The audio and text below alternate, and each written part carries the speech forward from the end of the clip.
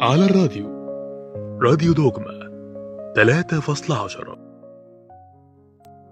بسم الآب والابن والروح القدس إله واحد أمين. صباح الخير أحبائي، معادنا مع الحلقة رقم 13 من كلمة وملعبكاني في رسالة بطرس الرسول الثانية الإصحاح الأولاني لآية 10. في كلمة ملعبكاني.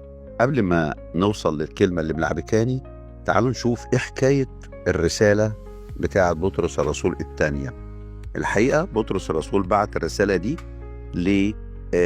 غالبا للمسيحيين بتوع آسيا الصغرى، وكان غرض الرسالة دي ان ربنا يسوع المسيح كشف للقديس بطرس عن قرب انتقاله من العالم، فانتهز الفرصة وبعت لولاده بالرسالة الثانية كوصية وداعية عشان يكلمهم ويعبر لهم عن أثمن اشتياقات قلبه، وهي ملكوت السماوات وانتظار المجيء الثاني لرب يسوع. وقال لهم ان انتظار الملكوت السماوي ده حافز ليكم ان للمؤمن انه يعيش حياة القداسة والثبات على الايمان ورفض اي بدعة من البدع اللي كانت منتشرة في الوقت ده. علشان كده في الآية 10 من الإصحاح الأولاني بيقول ايه؟ لذلك بالاكثر اجتهدوا ايها الاخوة ان تجعلوا دعوتكم واختياركم ثابتين، لانكم اذا فعلتم ذلك لن تزلوا ابدا. ويقصد بالايه دي ان ربنا افرزكم بروح القدوس عن العالم واختاركم للمجد. ومش معقول المؤمن بعد ما ربنا يختاره للابديه وللمجد يرجع يخسر كل البركات دي ويمشي وراء أفكار ضد الإيمان المسيحي. عشان كده بيحسهم لا اجتهدوا في حياتكم الروحية، والجهاد ده هيأكد ويثبت دعوتكم للمجد الأبدي. وبدون الجهاد يذل الإنسان ويتعثر، يذل الإنسان ويتعثر زي الأعمى اللي ماشي فممكن يتعثر ويقع في الطريق، وبالتالي يخسر دعوته واختياره للمجد.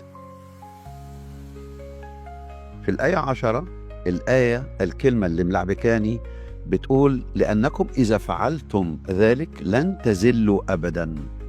لما نيجي نقرأ منطقيا نقولها لن تزلوا أبدا. لذلك بالأكثر اجتهدوا أيها الإخوة أن تجعلوا دعواتكم واختياركم ثابتين، لأنكم إذا فعلتم ذلك لن تزلوا أبدا.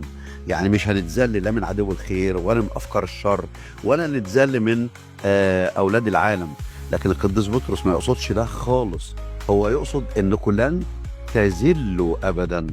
وعلشان نتأكد هي يقصد إيه كلمة تزلوا، إحنا مش هنزل حد، لكن هي المعنى بتاعها يبقى واضح أكتر في التعبير الإنجليزي.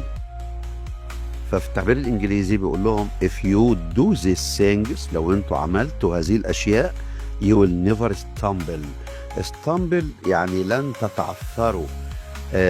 مش هتقعوا ومش هتقعوا في الطريق جهادكم الروحي وتمشوا وراء أفكار ضد الإيمان المسيحي. فيبقى stumble معناها عثرة أو كبوة أو سقطة أو زلة أو غلطة أو ترنح. حد بيترنح ما بين الإيمان الحقيقي والأفكار العقدية اللي هي ضد الإيمان. فيقصد بيها لن تزلوا أبدا. لو اجتهدنا في حياتنا الروحية وتمسكنا بالإيمان لن تزلوا أبدا، لن تتعثروا أبدا، لن تسقطوا أبدا، ولن تحيدوا عن الإيمان أبدا. وفي الإنجليزي في تعبير كده بيقولوا اسمه إيه؟ slap of tongue يعني زلة لسان. هو قال كلمة ما يقصدهاش فهي طلعت كده من لسانه يعني. فقديس بطرس هنا يقول لذلك بالأكثر اجتهدوا يا الإخوة أن تجعلوا دعواتكم واختياركم ثابتين، لأنكم إذا فعلتم ذلك لن تزلوا أبدا. لن تزلوا أبدا، مش لن تزلوا أبدا. كلمة وكانت ملعبكاني، لكن لما نطقتها صح وفهمتها صح ما بقتش ملعبكاني.